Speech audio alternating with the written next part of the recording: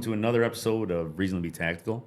Today we're going to be talking about maturity, specifically in regards to self-defense. And just to put the bottom line up front, maturity can be red flags that you can identify and get you out of a situation.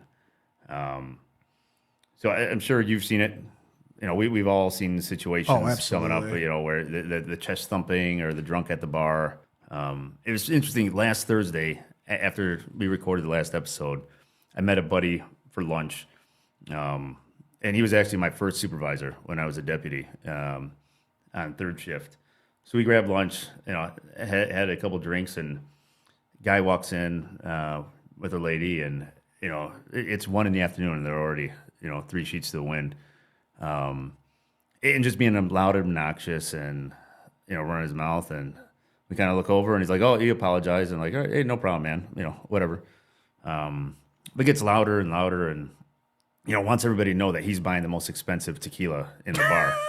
There's always that guy. Yeah, and it's like, we were laughing because we had been talking about like the bourbons that we like. And, I was talking about like Van Winkle and the Van Winkle family where it's like, dude, like the quality we're talking about, like, you're not impressing. We're going to have to come back to this on another episode because I'm a Blanton's guy, and I would love to talk bourbons. Yeah. I mean, we could talk that all day. But and he's just being that loud, obnoxious guy, and he's doing the chest thumping. And once again, this isn't some teenager. This is an adult male. And then he starts going on this tirade of, like, man, if I could do one thing in life, it'd be to kill somebody. And we're like, at that point, that's when our ears kind of go up, and we're like, what is this guy? Yeah. And then a chair falls over, and at that point, we're like, all right, time to go. Like we get up, we had already settled our tab, and we were just BSing anyway, so it was like time to go. So you see people like that, and you don't know if they're trying to impress the young lady they're with, or what happened in their day, but nothing but trouble is going to come out of that situation if you engage them. Well, you got to wonder who he's trying to impress by trying to kill somebody. Ted Bundy? I mean, seriously. Oh, man. Like, it's, people, they get that liquid courage and get a little bit of, juice in them, and they're trying to prove something, and it's, it's compensating for something that not. And usually the loudest guy at the bar that does the chest thumping, they're trying to get out of the fight. Yes. That's the reality of it. Exactly. They're trying to outdo you by yelling louder or thumping their chest, because they really don't want to fight. They're hoping that you'll be like, all right, man, you're the man, and just leave. And the thing that I like in all my experiences with Krav has been the anti-douchebag policy. Right. Somebody Exactly. that acts like that, and you see it in jits, you see it in any sport that's legit, and you could legitimately hurt somebody within the first hour. Yeah. You're going to see that's going to rise to the surface when they're getting thrown around by the guys that are experienced, and then they get angry and right. Yeah. And it starts even younger than that, because last Thursday was the day.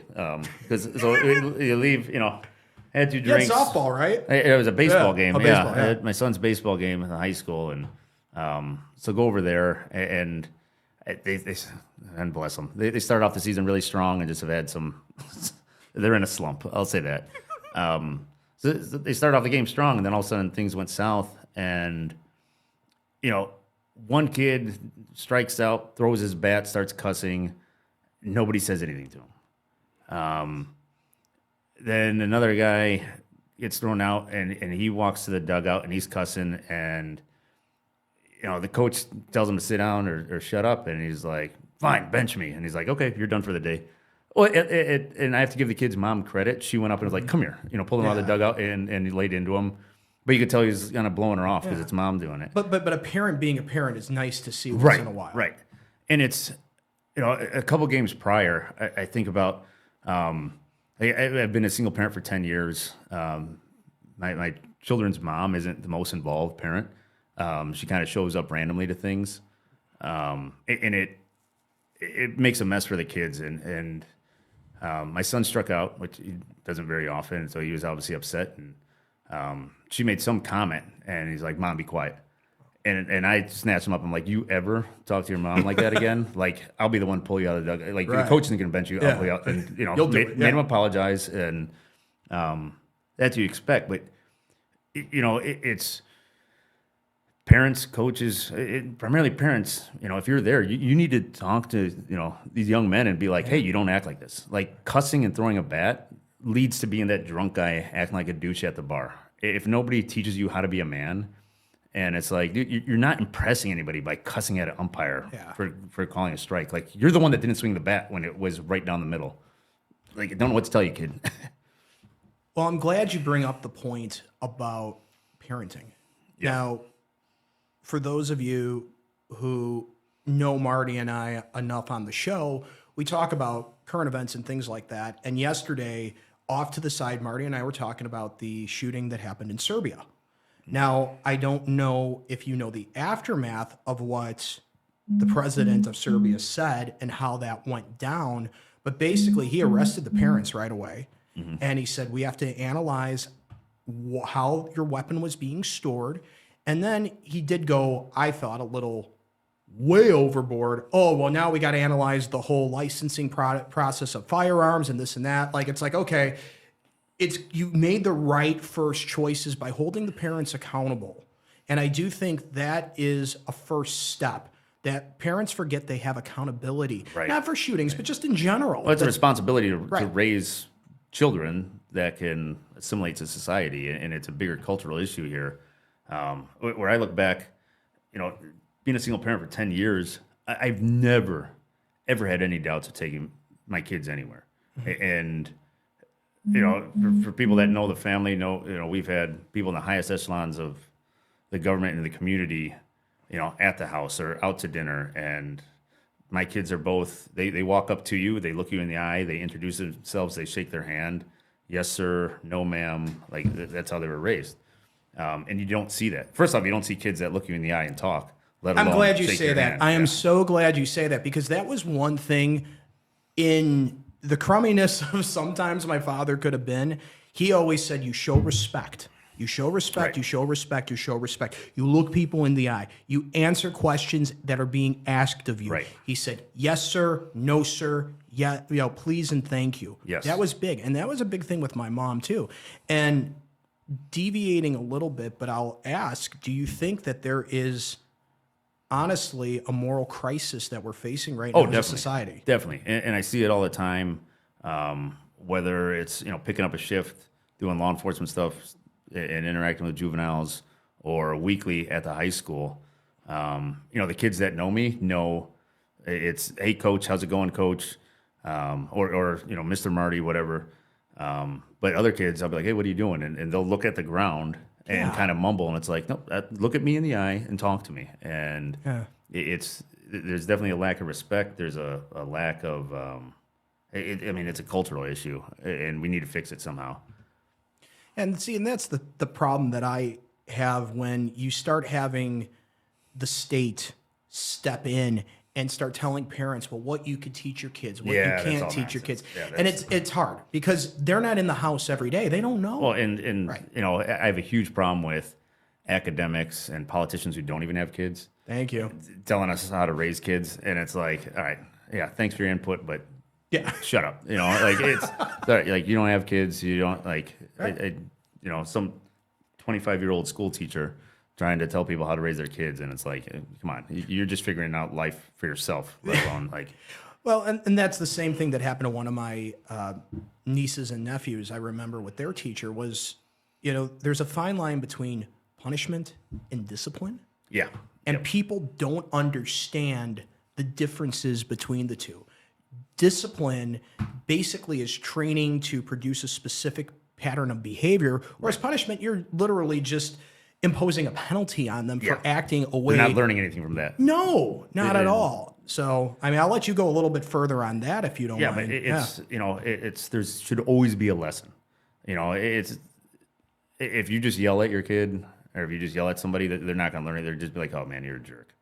And it's there has to be and whether it's discussion, but you still back it up with some type of penalty. Yeah. Where it's, all right, guess what? No video games for a week, or hey, you're grounded, no hanging out with your friends for a week. Whatever it is, it needs to be. They need to understand clearly what they did wrong, how to remedy that, and then still back it up with, okay, you are in timeout for this for a period of time. Well, that's just consequence for a bad action. Right. And I think consequence is different than punishment. And that's what people especially today, are just missing. It's now do as I say, not as I do. It's very hypocritical, and we're seeing this in all tiers of authority. Well, and it's messed up. It spirals out of control when you have this, younger culture that thinks they can say whatever they want. They hide behind freedom of speech, and they can be as loud and obnoxious, but there's no repercussions for what they say. Right. Like you can say what you want, you might get punched in the mouth for it. Yes. I remember that's how it was in junior high and high school for me. Is like you can be loud and obnoxious, but somebody might get sick of it and punch you in the mouth and humble you for a moment. Yes. And I'm not telling people to walk around punching people in the mouth, but yeah, we got to have a disclaimer on that one there. But you reach that threshold of, hey, you've said your point, but now you're just being a douche. You might get punched in the mouth.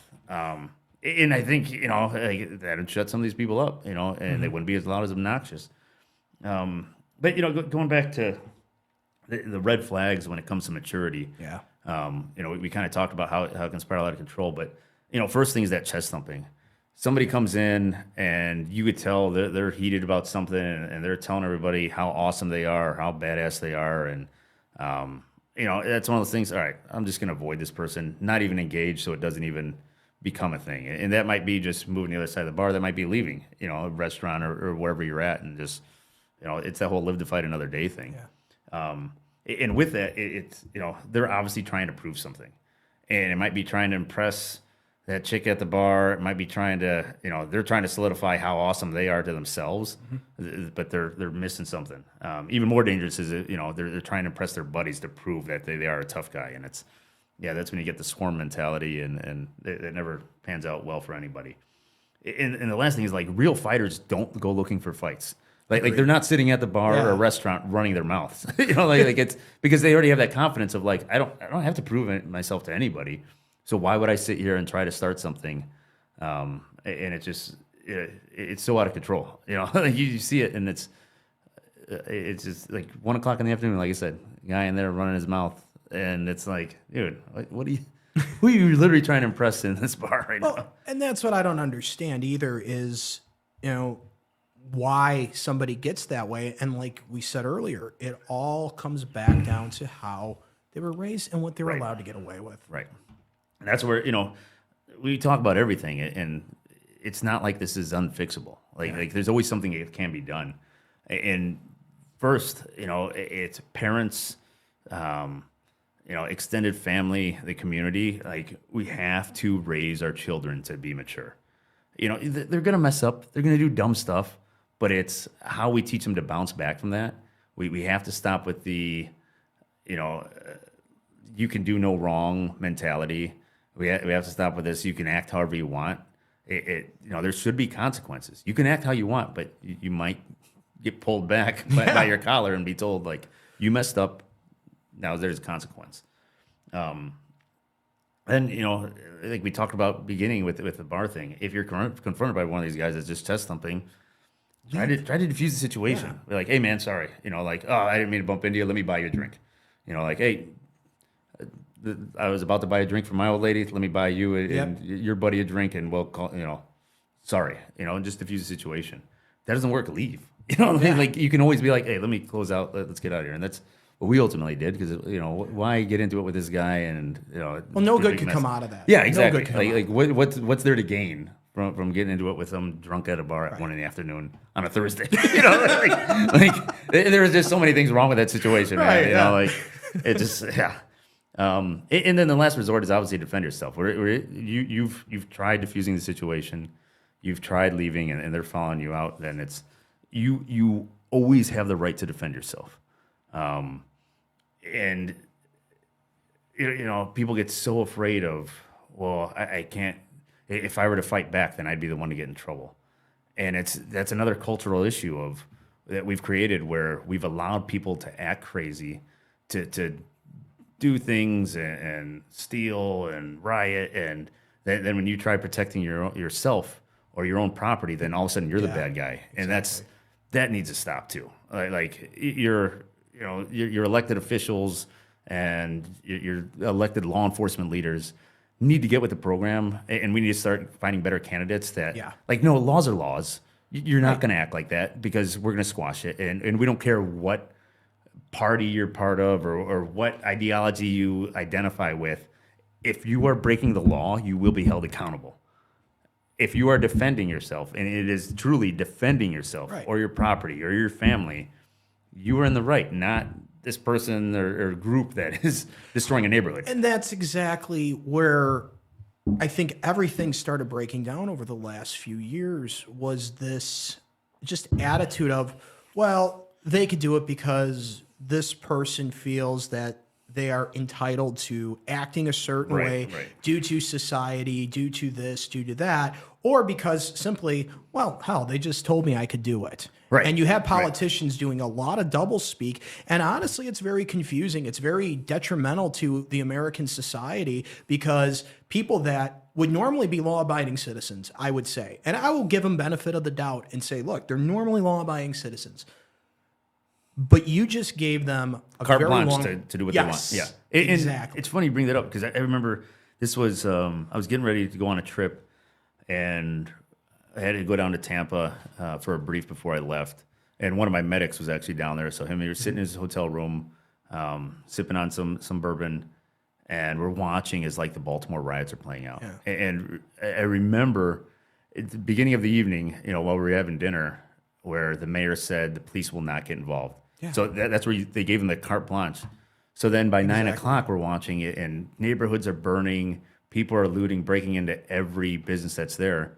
And one of the reporters stops a guy and is like, what is it? Why are you destroying your neighborhood? And, well, we want, more businesses here. We want grocery store. And it's like, who is going to invest in your neighborhood if this is what you're doing to your neighborhood? Wait, what? Like it's that cultural issue of like, you're saying you're looting and burning and destroying because you want more businesses in your neighborhood, but who in their right mind is going to invest in your neighborhood if that's what you're doing to it? Who would ensure that? Yeah, exactly. And that's why there's just a corner store there and not a grocery store. That's why, and people need to get with the program and wake up and realize, until we get a cultural change. People love it's a race issue, it's a socioeconomic issue, and money redistribution, and that's all nonsense, because we can keep throwing money at it. Right. Until there is a cultural change, we might as well be just burning that money. Right. It's that moral center that we talked about that we missed. And and to be clear, this is not something that is religious. Morality comes in all forms. It's just right and wrong. Like That's what it boils down to. Right and wrong. Like you should not be doing that. Well, again, like we talked about, the whole double standard thing makes it hard to determine what is right and what is wrong. It's sad. So I guess what do you see as our path to getting people to become more mature? Well, I think, once again, it starts in the home. Teaching your children right from wrong, teaching them respect, teaching them that, they do have a right to defend themselves. Right. But it better be justified. We don't want to raise bullies. We don't want to raise kids that are going to be going around committing crimes. It's, you do have the right to, if somebody's, you teach them that, try to defuse it, try to get away. You always have that right to defend yourself, but it better be justified. That respect in public, respect at home. Just, talk to people like you would want to be talked to. And then, like we've talked about just about every episode, just be a decent human being. Like, just because you have an opinion on something, it doesn't need to be loud and obnoxious and ruin everybody else's day. Like, have a conversation. Just because you don't agree with anything, everything, it doesn't mean the other person's a bad person. Right. Well, that's what's missing, is the conversation. And I feel that people that have beliefs, agendas, whatever, want to limit conversation. And from whatever viewpoint. And, we look at political parties, or we look at political views as polarizing, either one side or the other. It's not. There's a spectrum. There's a spectrum. I think the majority of people are actually in the middle, and they just want to live their lives and be left alone. Yes. But it's, the loud and obnoxious are forcing people to choose one side, and then that spirals into more of this maturity stuff, and it's a mess. And, I think at the end of the day, just the golden rule, man, treat others like you want to be treated. Don't go looking for fights. Don't be that douchebag at the, at the bar. Don't be that jerk at the baseball game running your mouth because you're not impressing anybody. And, like, I give credit to that mom that snatched her son up, had to talk with him. The same thing I did with my son when he back-talked his mom. And, you're going to act like a young adult because you are a young adult. And lastly, like, you know, just to remind people, you do have the right to defend yourself. If you are truly in a situation where you are being threatened, where there is a viable threat, you always have the right to defend yourself. However, you need to ask yourself, is this the hill I want to die on? Do I have options to get away from this? Do I have options to defuse this? If so, you should probably go with one of those options rather than, right, die on that hill. Agreed. And it's not even just for a safety standpoint. It's just is it worth it? At the Exactly. end of the day? Exactly. Because you see these guys online, you hear these people on the news that, everything is the final fight for them, and they're going to take this all the way to the end. And it's like, for what, dude? Yeah. For what? What are you really benefiting from this? It's going to create a ton of legal issues for you if you actually do kill somebody, if you actually really hurt somebody. And it's like we talked about earlier, it doesn't matter if you were in the right initially. They're going to look at, well, you look at the harm you did to this person. Exactly. Was it worth it? Instead of you just walking away. Live to fight another day. And it's, it goes back to somebody, comes up to you at knife point and gun point, give me your wallet. Are you really going to, what are you going to do? Just give them the wallet. What, is that worth dying for? Like, here, take the, I don't even carry cash anymore. I don't even know people that carry cash. Like, well, it's worthless now. So that's exactly. Like, take the $3 I have and, the old, free drink card that I have from 10 years ago. Because I'll cancel all my credit cards by the time you get down the street. So exactly, live to fight another day. And I think that is the best wrap up of all that is live to fight another day. I like that. Yep, I like that. All right, Marty, send us home, brother. Yep. So thanks for tuning in, and hope this sits in a little bit. And please let us know what you think, and hit us up if you have any other questions. Have a good one. Oh wait, before you do that, you just reminded me. Like us on Facebook. Subscribe to our channel on YouTube and Rumble. The more you subscribe, the more you share, the more we could keep doing these. So, guys, sorry, didn't mean to take your thunder, good, brother. All right, take care, everyone. Have a good one.